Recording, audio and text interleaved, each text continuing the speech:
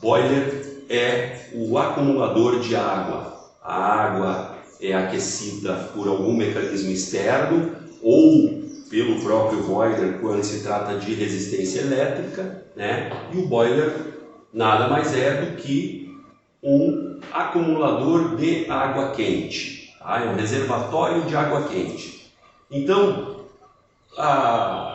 eu tenho algumas dicas para passar aí hoje sobre defeitos em boilers. Primeiro problema aí que acontece, que é com maior frequência, não aquece a água. Simplesmente a água não aquece. Então vamos lá. Qual é a fonte de aquecimento dessa água? É um sistema solar? É um aquecedor a gás que trabalha conjugado? Ou é uma resistência elétrica? A gente identifica, a gente descobre qual é a fonte de aquecimento e ataca essa fonte de aquecimento, porque o boiler, ele é só, como eu disse, um depósito de água quente.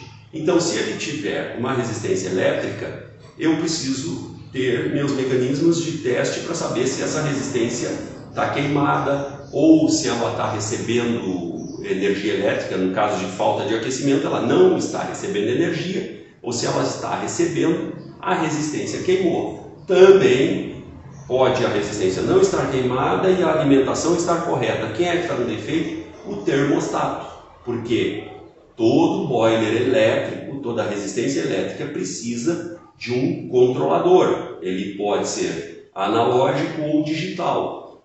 Todo o controlador, né, sendo analógico ou digital, tem a figura do medidor que vai lá dentro do boiler.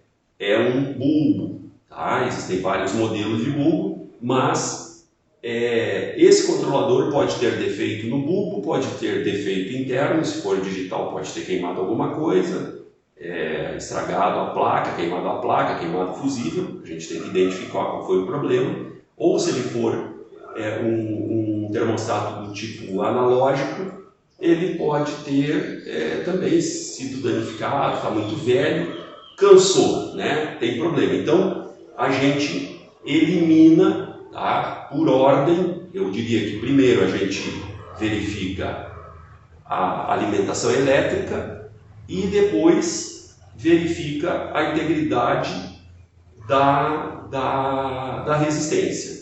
A alimentação elétrica significa ver a energia que vem da rede e a energia que passa do controlador. Isso se faz com um multímetro. Por favor, chave teste não, tá? Não vou ficar, né, dizendo que a chave teste não serve para nada, mas a proposta da chave teste é muito pequena, tá? A gente precisa utilizar o multímetro para fazer as medições, né? Outro problema que pode acontecer no boiler: perder calor muito rápido.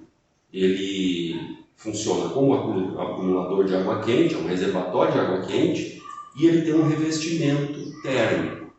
Aí, de repente, a água não se mantém lá aquecida. Eu até ontem, até semana passada, a minha água quente permanecia ali, né, resistia por 2, 3, 5 dias, se eu não utilizasse toda. E agora não dura mais nem um dia. O que aconteceu? Quais as causas prováveis para isso? Tá? Primeiro, eu tenho que ter certeza que ela está aquecendo como aquecia antes. Voltando lá na resistência elétrica, no sistema conjugado no aquecedor a gás ou no aquecimento solar, né? O aquecimento está acontecendo, mas o calor não dura. Primeira coisa que eu investigaria é vazamento na rede de água quente, vazamento de água quente.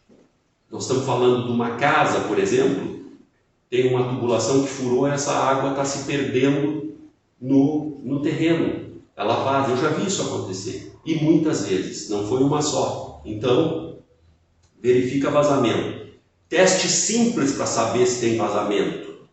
Fecha todos os pontos de consumo, não utiliza por exemplo, uma noite inteira ou por 3, 4 horas e aí vai no tubo de saída de água quente do boiler e põe a mão, esse tubo está quente.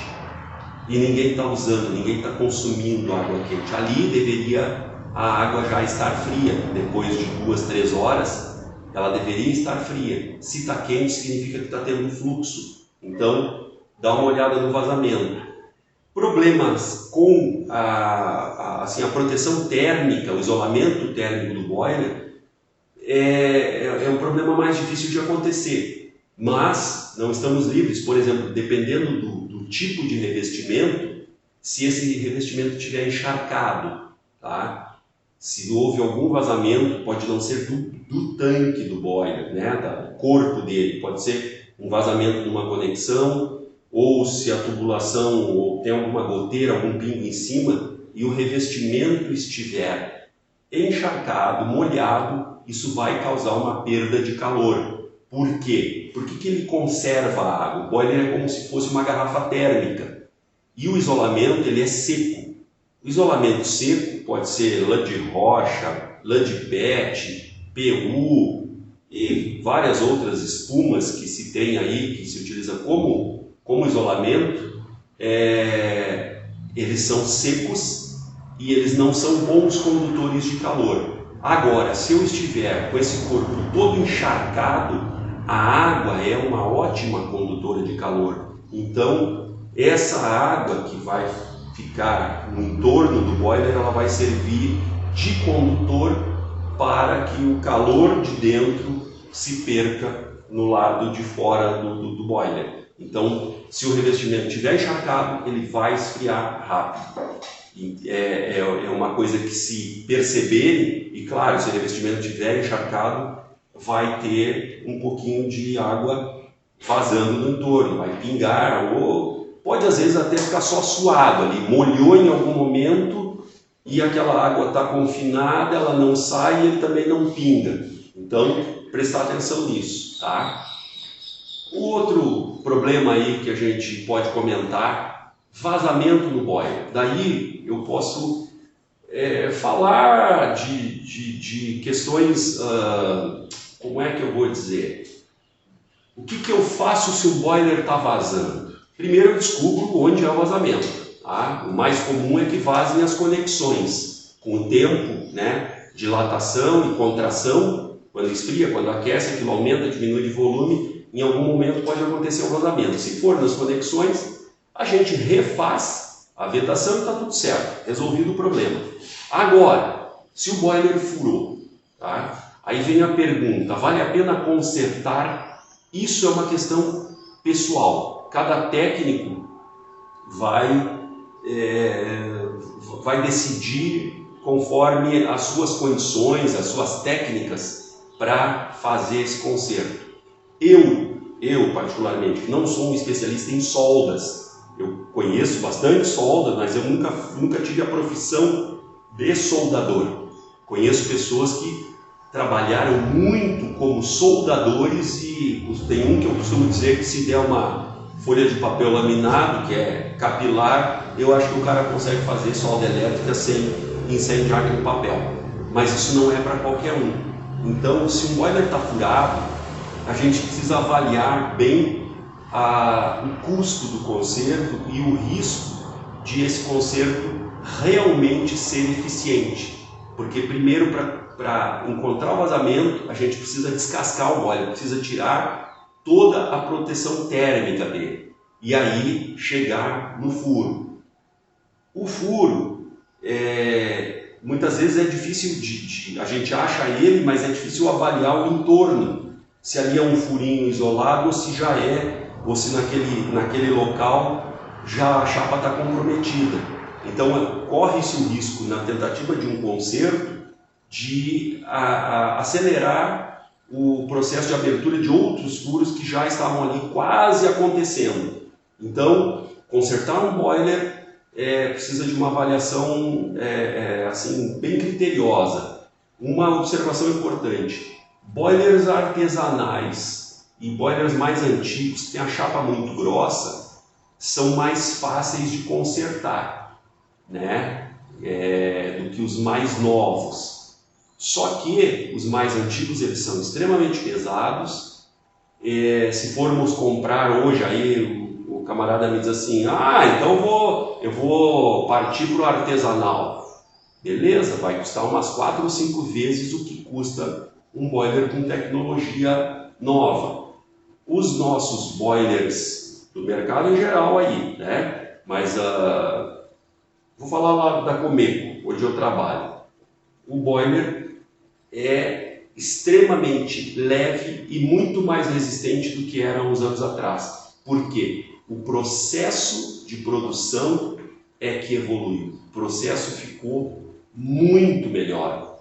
A fabricação, por exemplo, a solda a frio, costura a frio, que é o nome que dão para a solda que se faz, não prejudica a chapa, não contamina, e o boiler é extremamente leve e mais resistente do que era alguns anos atrás. Nunca vai ter problema de solda e a chapa dura muito. Então,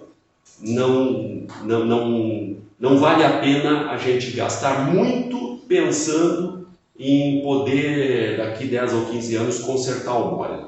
Então, a questão do vazamento depende de uma conversa assim, bem profunda entre o proprietário do equipamento e o técnico que está envolvido para saber dos riscos, se aquele trabalho, se aquele conserto deve ou não deve ser feito, porque o risco de não ficar bom, ele é muito alto, tá? Essas foram algumas dicas aí com relação a problemas possíveis em boilers, né? E mais adiante a gente vem com mais dicas aí. Um grande abraço a todos.